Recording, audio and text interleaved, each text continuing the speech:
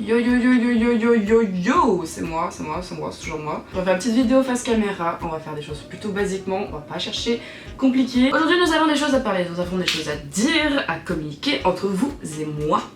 Oui. On va pas passer par quatre chemins. Je suis au Canada, parce que je vous parle du Canada, mais je vous dis pas spécialement pourquoi je suis là. Hein. Et je pense que ma vie est assez intéressante pour que des gens se demandent pourquoi je suis au Canada, oui. Kay, Ouais. t'as commandé une limousine? Bah oui, elle arrive. Il y a eu énormément de changements dans ma vie dernièrement. Tout s'est passé au mois de mai, le jour de mon anniversaire. Il y a plein de choses qui sont passées en une semaine. Ma vie a fait claquer au sol. Double face, rien n'était pas plus pareil, rien du tout était plus pareil. J'ai eu des décès, j'ai eu des ruptures, j'ai eu des amitiés nouvelles, des amitiés qui sont parties, j'ai eu une nouvelle famille, j'ai eu des nouveaux événements dans ma vie, des nouvelles opportunités qui sont ouvertes, des choses qui sont fermées derrière moi, bref, voilà. Plus du tout la même vie, plus du tout le même entourage, plus du tout les mêmes rencontres, plus du tout les mêmes objectifs, plus du tout la même façon de penser, plus du tout la même personne. Et plus du tout la même confiance. Je n'avais absolument aucune confiance en moi et je me suis retrouvée avec un début de confiance en moi qu'il faut toujours entretenir jour après jour. J'ai eu les élections de Miss, que j'en parlerai prochainement, qui a été aussi un gros électrochoc. Et dans tous ces trucs là, j'ai eu du coup l'annonce de mon départ au Canada, pile au moment de tout ce truc, tout ce merdier là, tout ce truc là, machin chose. Hop, on m'annonce que je me tire au Canada pendant 4-5 mois, genre pour jusqu'à la fin. En gros du milieu des vacances jusqu'à la fin de l'année. Électrochoc de fou. Voilà. Commençons par la base. Je suis là depuis le 18 août. Nous sommes le 15, ça va bientôt faire un mois que je suis partie. Et je repars en France le 23 décembre, le jour de Noël, et j'arrive le 24. Donc le jour de Noël, je serai en France. Tel le magnifique cadeau que je suis.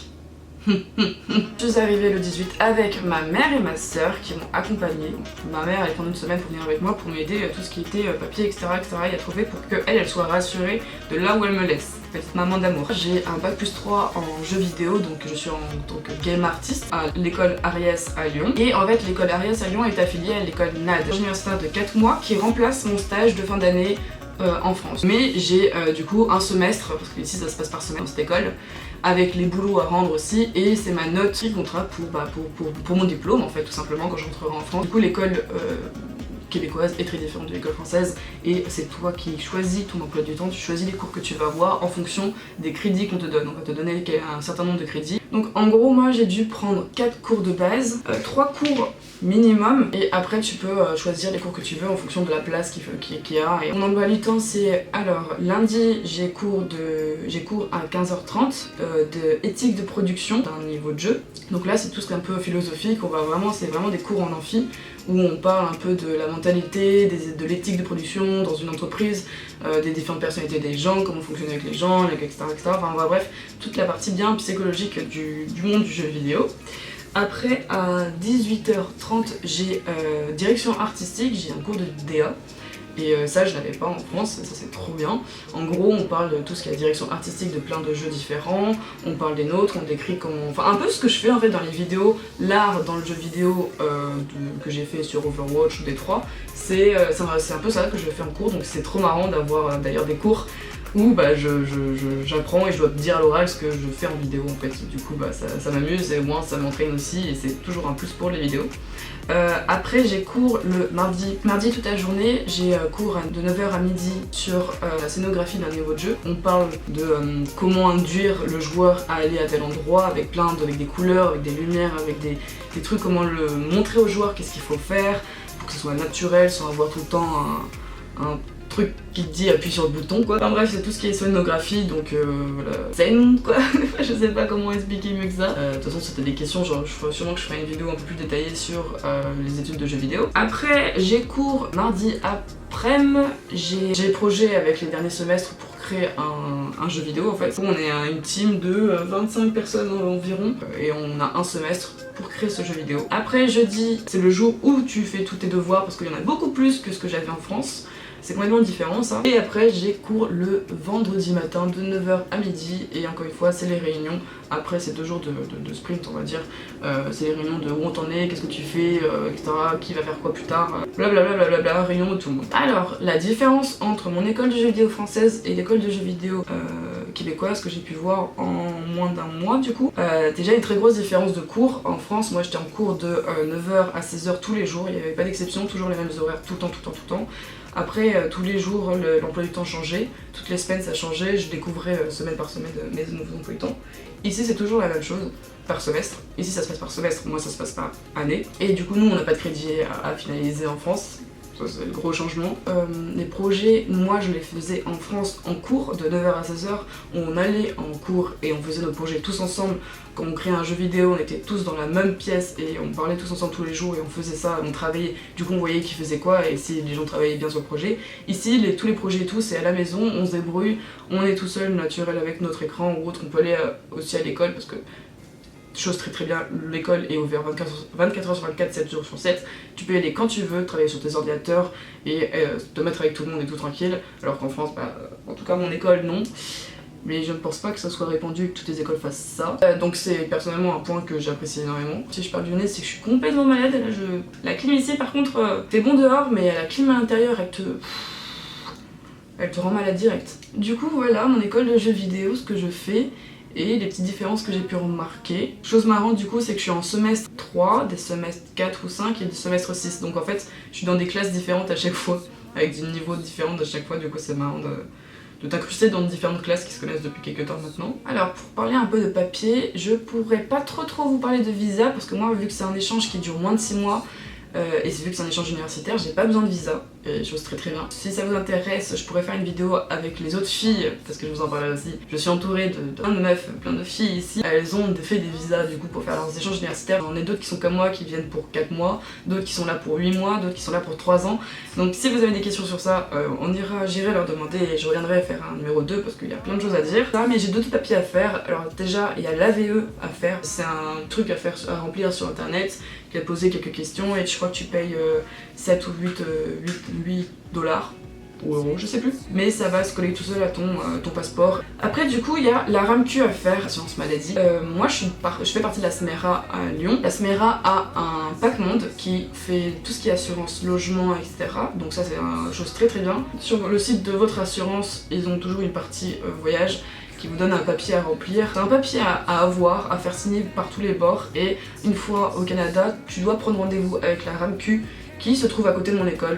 T'as mon école, t'as la RAMQ juste à côté, c'est Place des Arts. Donc je vous conseille vraiment de faire ça le plus rapidement possible. Moi j'avais fait avant d'arriver ici et une fois arrivé ici, le premier truc que j'ai fait avant de voir Montréal, les premiers jours avec ma mère, on a passé nos journées à faire nos RAMQ, surtout, enfin la RAMQ, surtout moi j'avais des problèmes sur mon dossier. RAMQ ça m'a saoulé, maintenant je la connais très bien. Si vous avez des questions, de toute façon mettez-les en commentaire, je demanderai à celles qui s'y connaissent sur ce point-là. Vu que j'ai pas de visa et pas un permis d'études, vu que je suis en échange universitaire, on m'a demandé plusieurs fois si je travaillais pour payer du coup mon école ou mon logement, etc.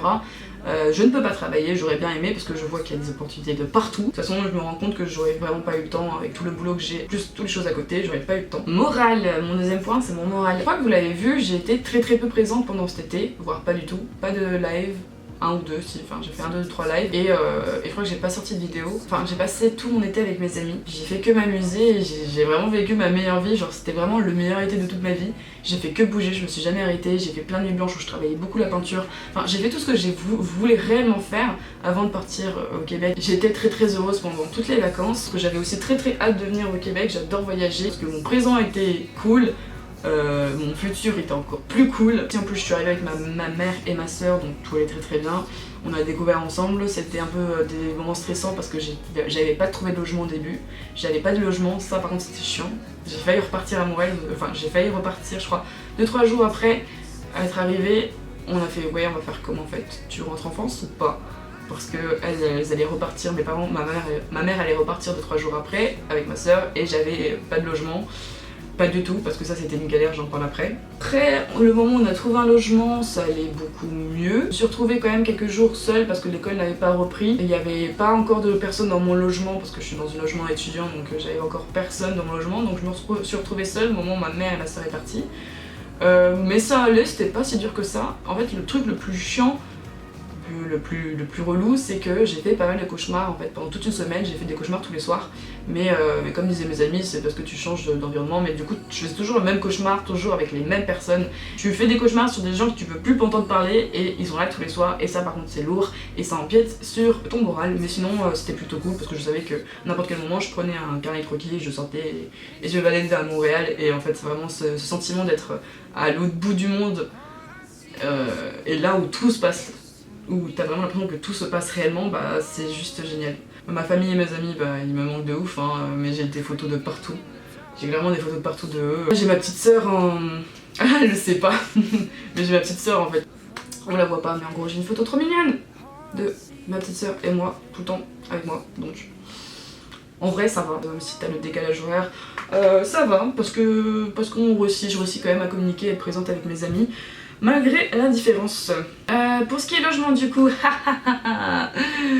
toute une grande histoire, tout un grand truc. Pour les logements, on a failli abandonner avec ma mère, parce que ça a été une catastrophe. Alors je vous conseille comme site Kijiji, c'est là où on trouve tout. C'est le bon coin québécois. Pour les logements, c'est très pratique, sauf pour les cas comme moi, je reste qu'à 4 mois. Et du coup, on a fait tout ce qui est location d'appartements meublés, not possible. En tout cas, peut-être que c'est possible, mais moi, ça n'a pas été possible. J'ai rien réussi à trouver. Les colocations, c'est pareil. Puis en plus, j'avais vraiment du mal, moi et ma mère, on a eu du mal déjà à trouver des colocations, et quand on les trouvait, à bien le sentir, tu vois, enfin des fois tu le sens pas, et vaut mieux pas insister, j'ai pas envie de me retrouver dans une merde pendant 4-5 mois toute seule. On n'a pas réussi à trouver, on a eu plein de rendez-vous, sauf que les gens ne lisaient pas en fait ton mail quand tu disais que tu étais là pour 4 mois et que tu aurais aimé avoir un appartement meublé. T'arrivais au rendez-vous, c'était dès que tu leur disais que c'était 4 mois et appartement meublé, ils disaient ah bah non, nous on a que des non meublés et c'est pour à partir d'un an. Du coup moi je me suis rabattue sur les logements étudiants. Certes ça coûte cher, beaucoup plus cher que des colocs. Mais déjà j'ai trouvé, j'avais plus le choix. Au bout d'un moment, c'était 2-3 jours avant que mes parents partent, donc j'avais plus le choix. Les bons points, ok ça coûte cher, mais je n'ai pas du tout de carte de trajet, de carte de métro ou de bus à payer. J'ai pas à aller et à marcher 20 minutes sous la neige, ou alors à prendre des métros et tout lorsqu'il y aura les moments de neige, de tempête, etc. Vu que j'ai 2 minutes à marcher juste à descendre la rue. Limite, je m'assis et je glisse et je serai arrivée à mon école.